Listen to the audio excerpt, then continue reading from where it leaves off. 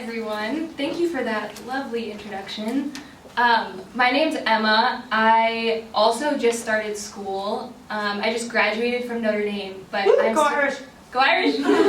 But I'm starting PA school, so I'm also back in school. So I understand this busy season, and life is busy. Who here feels busy? All right. Yeah, me too. And if you don't feel busy yet, I bet you'll feel busy soon. I know, like, when I start school and get back into the swing of things, there's like this temptation to just like do. Like, it's like, okay, summer, I'm relaxing, and then I'm back in school, and I'm like, okay, now I have my classes, I have my sports, I have like campus ministry, I have drama or whatever I'm involved in, and I just get like, I can get so focused on what there is to do. That I forget sometimes to just stop and pause and to receive, and how receiving the Lord in prayer and into my heart and into my life is how I can actually do everything that I need to and want to be doing. A really good priest friend of mine has this whole image of open hands that I really love. Okay, who here, what's your favorite candy? Do you have a favorite candy? Gummy bears? Gummy bears? Perfect! Okay, so think about your hands just like this, held together, open. Think about all the gummy bears that you can receive in your hands when they're open. Like a full package. You can receive a lot. So if you have your hands open, this is how Adam and Eve, how Eve specifically was created in the garden, with her hands open. Open to receive the Lord and then to give back to Him. Everything. But first, in order to give back to the Lord, to give back to Adam, to give back to everyone around her, she needed to receive the Lord. And she can receive a lot of the Lord. You can receive a lot of gummy bears with open hands. But what happened with the fall is that our hands turned around like this. Like just tense up, like you have arthritis. Exactly. Like this. You can't pick up any gummy bears like this. You can't. You won't get any. And that's what happened with the fall, is that our hands went from naturally receiving the Lord, being attentive to Him being our number one priority, to then flipping around and us trying to grasp at things, like grasping at, being the best at this, grasping at trying to get into college, trying to do this, trying to do that. And you're not going to get anything like this, and you can't receive anything, you can't receive a gift when your hands are like this. And especially going back into the school year, if we're not receiving the Lord, if we're not spending time with Him, how do we know what He wants us to be doing? Who here has a favorite season? Yes, what's your favorite season? Winter. Winter. Why winter? Christmas, snow, my birthday. All right, the Holy Trinity. That is awesome. And well, just like the seasons are constantly changing, the weather is changing, what the Lord might be calling us to do is changing. And this is something that I did not realize in high school. Like, I went into freshman year and I immediately got involved in different activities, whether it was like playing a sport or being part of a club or academics, like taking AP classes, this or that. And as soon as I started doing these things, I was like, all right, like, this is it. I'm doing these for the rest of high school. Like, if I'm doing them and I'm succeeding, I must be called to do this. Like, I started playing softball. I was good at softball, and I was like, I'm a softball player. I'm probably going to play softball, like, for the rest of my life now because I can do it, But, like, just because we can do things doesn't mean that we should necessarily be doing them. And my whole problem, like I just said, did anyone hear a problem in what I just said? Like, any specific words? Can you say the softball sentence again? The softball sentence was, I'm a softball player. I'll probably play softball forever now because I'm a softball player. Maddie? Sounded like your identity was placed in softball. She just hit the nail on the head. I like being in the teacher role with you. No, I like the love call. But yeah, like, that was where the problem started. I was saying, I'm a softball player, I'm a student, I'm this, I'm that. Who just went to Pine Hills? Who came back from Pine Hills? Do you guys remember what Rachel's identity statement was? like what she said? What are you guys?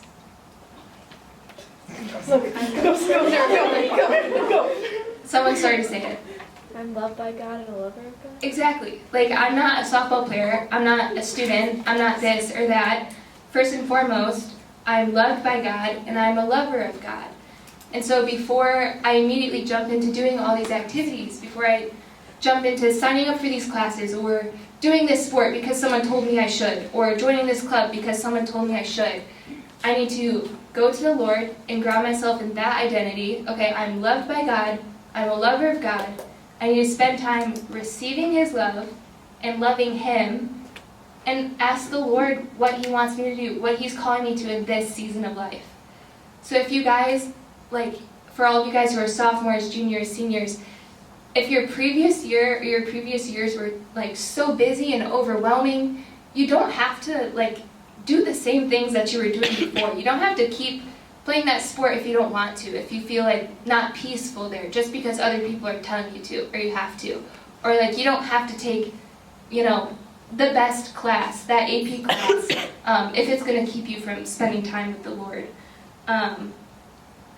It may seem like it, but I promise you guys, the world doesn't revolve around us. Like, it doesn't revolve around school, it doesn't revolve around like Kairos or being a retreat leader, it doesn't revolve around the sports you're playing, it doesn't revolve around Debbie Herbeck. Debbie, I'm sorry. The world doesn't revolve around you.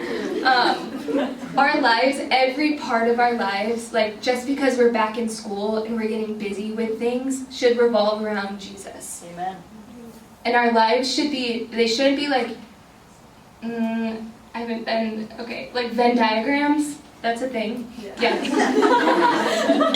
They shouldn't be like Venn diagrams where it's like, okay, Jesus is this circle, my sport's this circle, my family's this circle, hanging out with my friends is this circle, and maybe they'll overlap sometimes. Like, no, it should be like a concept map, a spider type of deal where like Jesus is at the center. He's that circle, and then every other line comes off of Jesus. Like they're not just connecting like sneakily off to the side, like maybe a little side conversation in class or something. No, they're all like coming back to Jesus and connecting off of Him. So Jesus is a part of everything, and Jesus is everything. And I promise, like, in high school, if you are in a class and you're doing really well, or like you're playing a sport and you're doing really well, you're in drama, you're doing really well, like you're just loving life, you think you're succeeding, you're not spending time with the Lord, like He's not that center, you may think you're happy, but like your life is so unfulfilled and unhappy, and it can be filled with so many anxieties, like compared to what your life is when Jesus is that center. So when I personally was in high school, I talked about this a little bit, but I had a tendency to be constantly busy and doing things. And I had some I'm going to take a walk down memory lane with you guys. So this is me in high school. Oh. From the mean streets. I was going to say, has anyone seen like The Office Street Mike? Prison Mike. Yeah, Prison Mike, that's what it is. But yeah, I was just so busy, and sometimes it was with good things. Okay, I don't know why it's supposed to be that. Like getting cool outfits and dressing up for school. This was our uniform when I was at FGR. This is what we had to wear. So long ago. Many moons. The walk uphill both ways. Or going to the March for Life with friends. Okay, no. Or playing sports. I loved playing sports. But they did lead to things like getting black eyes and broken noses. Yeah, that was fun. But yeah, I was so busy, you guys. And my problem was that I tried to squeeze Jesus into my schedule. Like, I had my schedule. I was like, okay, I want to do this. I have school. I want to play softball from this time to this time. I want to play volleyball from this time to this time. I want to study for this time to this time. I want to hang out with my friends. So I guess Jesus has like these 10 minutes, like right when I wake up, like if I wake up 10 minutes early, or like, I guess he can have my lunchtime, like he can have maybe 10 minutes if I finish my lunch really quickly and I can like peel away from my friends. Yeah, I was like, well, this is my schedule, and if I don't have time to pray necessarily, it's okay, because, you know, I'm doing all these things that are good things. Like, they're not intrinsically evil things. But in the Bible, it's like, at the end of the gospel, when the Lord is asking, like, Simon Peter, do you love me more than these? And I think, like, if you had asked me that, like, freshman, sophomore year, junior year, I'd been like, of course, Lord. Like, of course I love you more than these things. But guys, like, if you're not taking time to spend intentional time with the Lord every single day, not like every other day, not 6 out of the 7 days a week, but like 7 out of the 7 days a week, you cannot truthfully answer that question like, yes, Lord, I love you more than school. I love you more than sports. I love you more than like getting into college, than being popular, this or that. Like, I probably thought that my answer was yes, but my answer was no. Like, if my schedule is so busy that I don't have time to pray, it's not okay. It's not like this is just my season of life that I'm going through. It's not okay not to have time to pray during your day. Your priorities are all wrong. My priorities, sorry, I won't tell you your priorities. My priorities were wrong. Okay, now, does anyone have their Bible with them? It's okay if not. I will read this story. Luke 10:38 through 42, if you have your Bible.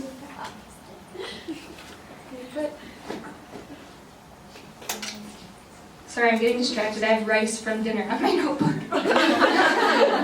Also, isn't this just like the cutest notebook? I love it. It's precious. That's so cute. It says life is a ride. And it has a picture of a little old truck that says farm fresh flowers delivered daily. I love notebooks. Okay, so Luke 10:38 through 42. Now as they went on their way, he entered a village, he being Jesus. And a woman named Martha received him into her house. And she had a sister called Mary, who sat at the Lord's feet and listened to his teaching. But Martha was distracted with much serving, and she went to him and said, Lord, do you not care that my sister has left me to serve alone? Tell her then to help me. But the Lord answered her, Martha, Martha, you are anxious and troubled about many things. One thing is needful. Mary has chosen the good portion, which shall not be taken away from her. So can you guys guess whether I was Mary or Martha in high school? I was such a Martha. Like, even reading this, I was like, oh my gosh, Mary, like, just help Martha. Like, actually, it bothered me. But yeah, I was such a Martha. And I was talking to Debbie about this just a little bit ago, that I think now I'm actually a Mary. And I think it all changed because I met friends who taught me, like, truly how to prioritize the Lord, how to rest with him, and, like, honestly, like, how to be foolish with my time for the Lord. And these are some of those. Well, that's Mary. Okay. Oh no. The picture's not in here, but we can use Mary. Mary's a good one too. But yeah, I met friends who like taught me how to be foolish with my time for the Lord. They taught me like it's okay to say no to things. Like if I was being invited to go to, maybe it was like a pro-life club event, like a good thing, an intrinsically good thing. But I hadn't had time to pray that day, or like that was going to be my only time to pray, that it's okay to say no, and like good to say no so that I can go to the chapel and have time with the Lord, like just me and him. They taught me that, yeah, it's okay to say no to things, and that my life should be built around prayer. It shouldn't be like, this is my schedule, and then I'm going to squeeze prayer in. It's like, no, okay, the first thing I'm going to plan in my day is like, what am I going to pray? And then it's like, what else am I going to do today? because that is like the first and foremost most important thing in your life. Like your main concern should be the state of your soul. And the state of your soul depends, prayer is critical for the state of your soul. Like, yeah, the Lord's not going to be like, how many AP classes did you take? Turn around. Yeah, no, that's not going to happen. But yeah, because like, if we're just doing things just to do them, what is the point? Yeah, like if you're not inviting the Lord into your life and like you get an A, you win a game, your parent tells you you're their favorite daughter, like what's the point of doing anything though, you know? John Paul II has this awesome quote that says, "You are not the sum of your weaknesses and failures, you are the sum of the Father's love for you and your real capacity to become the image of his Son, Jesus." And I like to add to that even, like, you are not the sum of your weaknesses and failures, or your triumphs, your strengths, your talents, your grades, your performances. You are the sum of the Father's love for you and your real capacity to become the image of his Son, Jesus. Like, you are not the sum of what you do. Don't get caught up into that as you go back into this school year. Don't, it's okay to get B's. Like, it's okay to not be busy.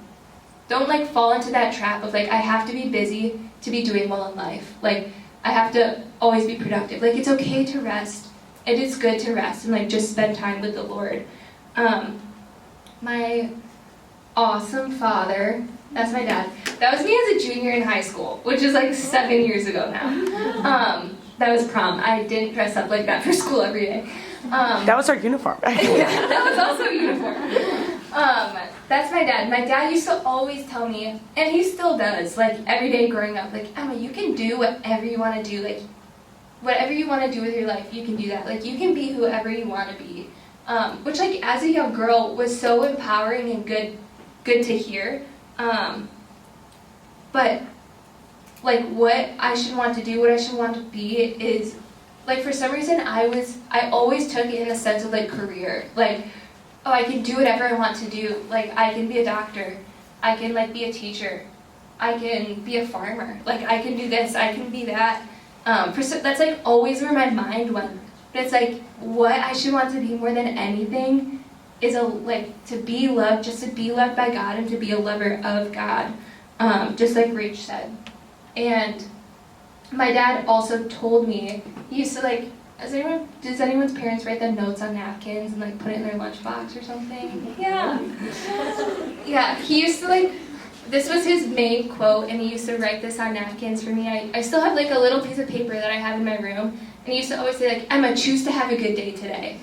And it's we're gonna fail at having our identity be 100% rooted in in God at times, or having a structured prayer life, having, time set aside that's not going to be impeded by other things to pray. But the important thing is that we're choosing to be loved by God and to be a lover of God, and that's what we're choosing, and we're sticking to that. And it's okay to fail. It's totally okay. It's normal. I fail all the time. Debbie fails all the time. Maddie fails all the time. We're all going to fail. We're humans. But the key is persistence and determination. Does anyone remember the Padre Pio quote that was sent in the email about today's beloved? Kind of? No. Okay. The quote is, "God will not allow you to be lost if you persist in your determination not to lose him." That's St. Padre Pio. And I like to think of Jesus as the Good Shepherd. That's my favorite image of the Lord. The Lord won't allow us to be lost if we persist and are determined to have him as our shepherd. I just think about being an annoying sheep who's stuck to his side, he's walking around trying to go to the other sheep, and I'm right next to his side, but he would just look down at us and chuckle and be so delighted by that we were glued to his side and didn't want to be lost. And yeah, we might wander, we might go astray, but all we have to do is just stay still, open our hands, and the Lord is going to come and he's going to find us. I also, like, I don't know why, but I always think of God, like me being a little sheep that's just lost, and Jesus, like, being somewhere else with, like, the whole other flock, and him, like, pointing out, find my Emma, to be like, where's Emma, like, on his iPhone. Just, like, be an annoying sheep to the Lord. Like, be determined not to lose him. So I'm going to give you guys, like, just some things I've learned, some practicals, some advice from my many years of life. But actually, like, these are some things that I've learned that I wish I knew before. So the first one is, don't just ask the Lord, like, for enough, and don't just give the Lord enough. Like, the Lord is so generous, and he wants to give you an overabundance of life. Like, you don't have to pray, like, God, like there might be some days where we're out of energy and we're like, Lord, like, I need you to give me energy to keep me going. But the Lord just doesn't want to give us, like, just enough to keep us going for that day. Like, he wants to give us an overabundance of everything, just of life, of peace, of joy. He desires to give that to us, so don't just ask him, just for enough. And also, like, we shouldn't give him just enough time. Like, Jesus probably only needs 10 minutes today. Like, just be generous with your time with the Lord, and be generous in your love for him. Like, maybe that's pushing yourself to sit with someone new at lunch that has been eating alone. Or it's, doing the dishes at home for your mom or dad who are really tired and have been working for a long time. And going off of that, the next one is, don't squeeze prayer into a busy schedule. Make intentional time and stick to that plan. Because as soon as, like, one day comes and you're like, oh, but, like, I'm really tired, I'm just gonna sleep during, like, these 20 minutes that I was gonna pray. Like, once you do that once, it's so easy to just, like, keep doing that. I speak from personal experience. It's so easy to make excuses. And it's helpful to cultivate a space. Like, cultivate a space in your bedroom, maybe, where you can pray. Or, like, at the FGR chapel, or wherever you go to school. Like, just have a space that you go there and you're, like, able just to take a deep breath and relax and open your hands and receive the Lord. And just not be caught up in the busyness of your daily life. Like, I truly remember a time in high school where I was so busy with things, so overwhelmed with all my commitments, that I was just, like, sitting on the bathroom floor crying, because I was just, like, scared of disappointing people if I, like, didn't do something in my schedule that was so busy. And that's just not how we're meant to live our lives.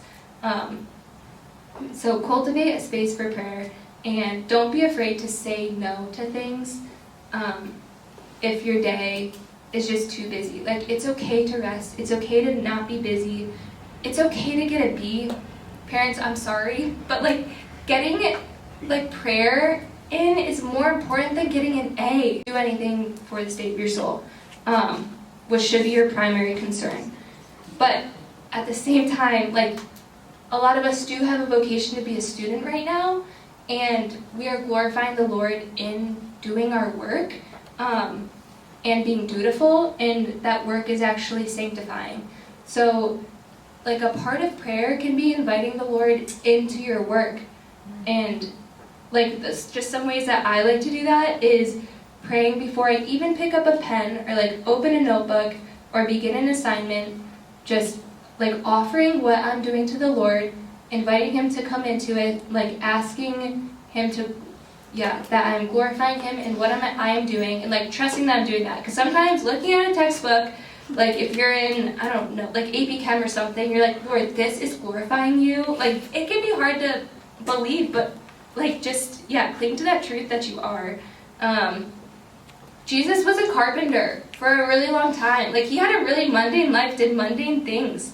But he was God, and he was doing his duties, and he was glorifying his Father through that. So just, like, rest assured that when you're just going about your daily life, living out your vocation as a student, as a daughter, as a sister, as a friend, like, you are glorifying the Lord. So invite him in, pray before you do an assignment, whatever it is, you can offer it up for people in your life, like whether, you have a friend who's really struggling, a parent who's sick, a sibling who's sick. I really like writing like JMJ at the top of a piece of paper, or, a Marian cross, like a cross and an M, or like a Cairo symbol, a symbol for Christ.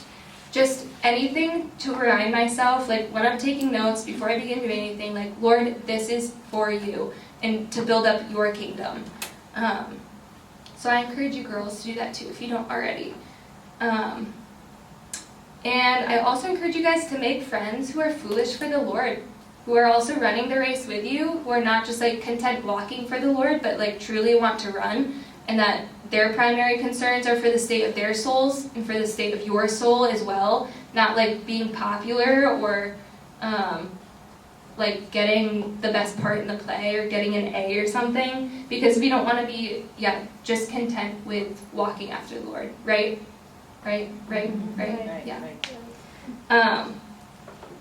Yeah, and friends, that you can be like vulnerable, that is so hard. Vulnerable. I used to have a speech impediment, I couldn't say my R's, so some words are like just a little hard. Vulnerable, I'm being vulnerable with you guys. And yeah, we'll fail, but we'll have each other, we'll have the sacraments, we'll have reconciliation, and a shepherd who will run after us and Find My iPhone to find you guys if you go astray. So just remember that, like, first and foremost, you are a lover of God, and like you are loved by God, and we just need to walk like through our days, wake up each morning with open hands, just say, like, Lord, give me everything today that you want to give me. And then also say, like, you can put any fears, any anxieties, any tests you have, any games, like the busyness of your schedule, just put it back in your hands and offer it to Him. Like, here you go, Lord. And just like receive from Him all that He has to give to you, all His love. And from that, like, everything else will fall into place. Whether, anything that's going wrong, you'll be surprised. Like, you'll find time multiplied. I didn't do any homework or studying on Sundays in college, which was like, people thought I was crazy at Notre Dame. They're like, like, even if I had tests on Monday. But I took a Sabbath day to honor the Lord, to just love Him, to receive His love, and He gave back to me so plentiful in ways I couldn't even imagine, and sustained me. So just remember, before you can do anything else, you need to receive the Lord and let your life flow from that.